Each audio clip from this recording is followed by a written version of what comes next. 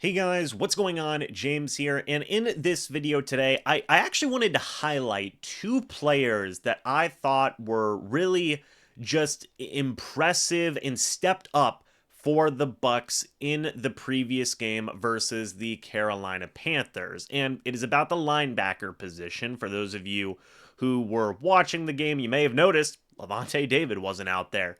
Devin White was not out there. Servassier Dennis was not out there. KJ Britt was out there for a little bit, but then eventually he went down with injury. So the Bucs were extremely thin at linebacker. It's obviously not a good situation when your four top linebackers are out of a game. So the Bucs had to rely on one, a guy who has not played a lot in terms of NFL career statistics at the linebacker position, and two, a guy who's never played linebacker before. And those are the two guys I wanted to highlight in this video today, and really just give them a lot of credit for stepping up when the Buccaneers needed them to step up. And overall, they did make some plays and have some impact on the game, which is why I wanted to talk about them. First guy I want to mention is J.J. Russell. J.J. Russell is a guy that I think some Bucs fans are going to be familiar with. He was an undrafted free agent out of Memphis in 2022, 6'1",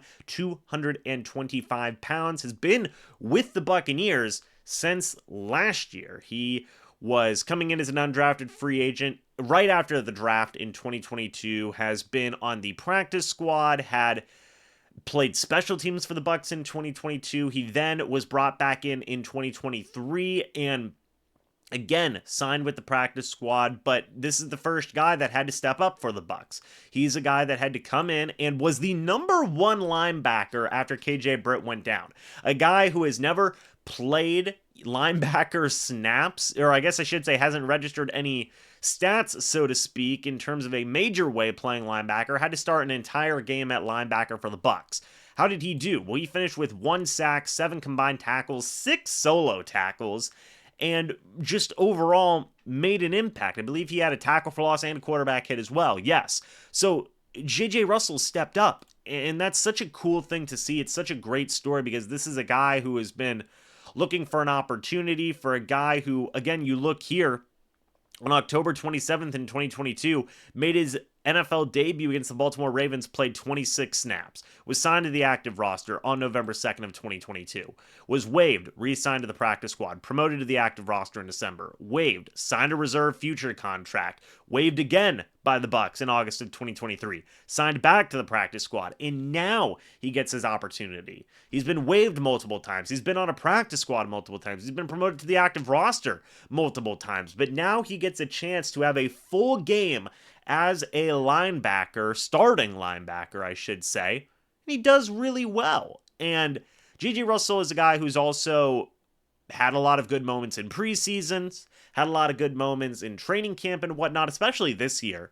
There's, J.J. Russell has been able to make an impact. There's been a reason the Bucs have had him on their practice squad for now 2 years, and he was able to showcase his skills, his ability in this past game. Again, I say it all the time, guys. You never know who's going to make an impact until they make an impact. This time, one of the guys who made that impact was J.J. Russell.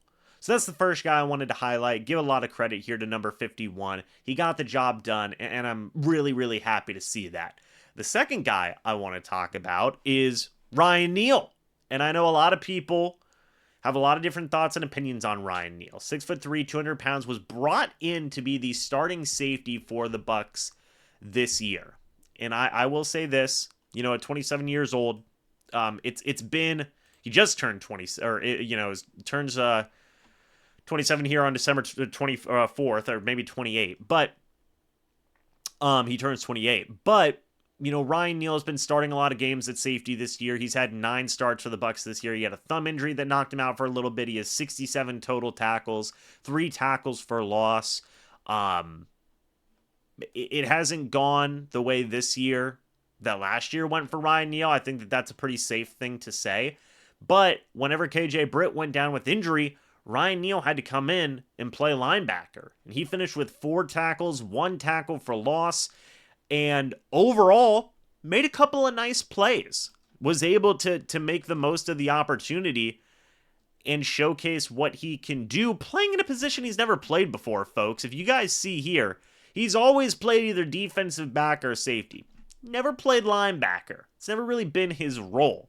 But he had to step up in this circumstance, and Todd Bowles gave him credit, and I'm going to give him credit. Todd Bowles said he played a heck of a game, and I think he played good, given the circumstance. Well, given the circumstances. He had an incredible diving tackle for loss at the goal line, which prevented a touchdown, held the Carolina Panthers to a field goal. Some people are going to point out the Bryce Young situation where he was kind of caught in a rock and a hard place. I've already talked about that play back in the review. That's an incredibly difficult play for anybody to make. So I don't blame Ryan Neal necessarily for giving up a touchdown there. I mean, you put any defender in that situation between potentially having a guy behind you and a quarterback in front of you, and you're in the middle. What are you going to do? You're going to give up the passing touchdown, you're going to give up the rushing touchdown. Either way, you're in a bad spot in that situation, right? But I think overall, Ryan Neal did step up. And hey, do they want to play him more at linebacker? I don't know. That's kind of actually been, funnily enough, something that a lot of people have been talking about after this Carolina Panthers game, maybe wanting to see more of Ryan Neal at linebacker, see what he can do. In today's modern NFL, you see a lot of guys move around in terms of safeties who are really good in the box, really good at run defense, playing down in the linebacker position. We've seen that time and time and time again around the league. Is Ryan Neal going to be a guy that's going to fit into that mold?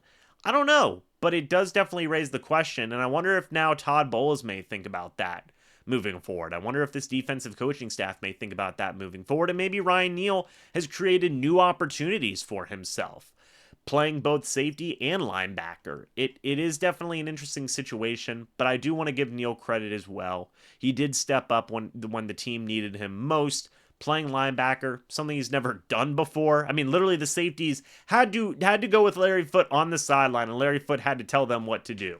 Like, that, what a just game, middle of the game, we got to figure this out type of moment. And Ryan Neal and J.J. Russell were both able to get it done. I wanted to give them credit for that, for stepping up against the Carolina Panthers. So, guys, let me know what you think about J.J. Russell and Ryan Neal. Would love to get your guys' thoughts and opinions about that down in the comment section below. Were you impressed by those guys? What kind of stood out to you from their performances against the Carolina Panthers? And would you want to see more from them moving forward? Let me know your guys' thoughts and opinions. Thank you guys so much for watching this video. Hope y'all enjoyed. And as always, guys, I'll see you on the next video or the next live stream. But until then, and as always, guys, goodbye for now, and go Bucs.